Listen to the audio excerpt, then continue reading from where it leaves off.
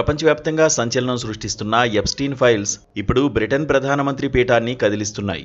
కేవలం 18 నెలల క్రితమే భారీ మెజారిటీతో అధికారంలోకి వచ్చిన కీర్ స్టార్మర్ ప్రభుత్వం ఇప్పుడు చరిత్రలో ఎన్నడూ లేని విధంగా సంక్షోభంలో కూరుకుపోయింది.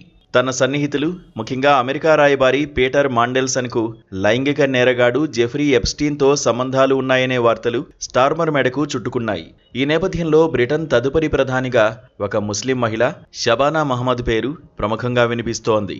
ఆమె ప్రధానైతే బ్రిటన్ చరిత్రలో ఇది ఒక చారిత్రాత్మక ఘట్టం కానుంది. ప్రస్తుత ప్రధాని కీర్ స్టార్మర్పై నేరుగా ఎలాంటి ఆరోపణలు లేవు. కానీ గత సెప్టెంబర్లో ఆయన అమెరికా రాయబారిగా నియమించిన పీటర్ మాండెల్సన్ గత చరిత్ర ఇప్పుడు విచారణకు దారితీసింది. ఎప్స్టీన్తో మాండెల్సన్కు సన్నిహిత సంబంధాలు ఉన్నాయని తెలిసినా స్టార్మర్ ఆయన్ను కీలక పదవిలో నియమించడంపై సొంత పార్టీలోనే అసమ్మతి మొదలైంది. ఇప్పటికే ప్రధాని ముఖ్య సలహాదారు రాజీనామా చేశారు. ఇక ఇప్పుడు ఏకంగా స్టార్మర్ను రాజీనామా చేయాలని డిమాండ్ చేస్తున్నారు. అయితే తాను పోరాటానికి సిద్ధమని, రాజీనామా చేసే ప్రసక్తే లేదని స్టార్మర్ ప్రకటించినప్పటికీ పరిస్థితులు ఆయనకు వ్యతిరేకంగా మారుతున్నాయి. ఒకవేళ స్టార్మర్ దిగిపోవాల్సి వస్తే ఆ స్థానంలో నెక్స్ట్ ఎవరొస్తారని చర్చ జరుగుతోంది. ఈ క్రమంలో 45 ఏళ్ల షబానా మహమ్మద్ పేరు బలంగా వినిపిస్తోంది.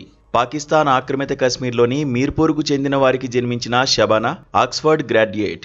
2010లో బర్మింగ్హామ్ లేడీవుడ్ నుంచి ఎంపీగా గెలిచిన ఆమె యూకేలో ఎంపీగా ఎన్నికైన తొలి ముస్లిం మహిళల్లో ఒకరు. ప్రస్తుతం హోంశాఖ మంత్రిగా ఉన్న షబానా వలసల విషయంలో కఠినమైన నిర్ణయాలు తీసుకుంటూ పార్టీలో స్ట్రాంగ్ లీడర్గా పేరు తెచ్చుకున్నారు. పరిపాలన దక్షత ఆమెను ప్రధాని రేసులో ముందుంచాయి.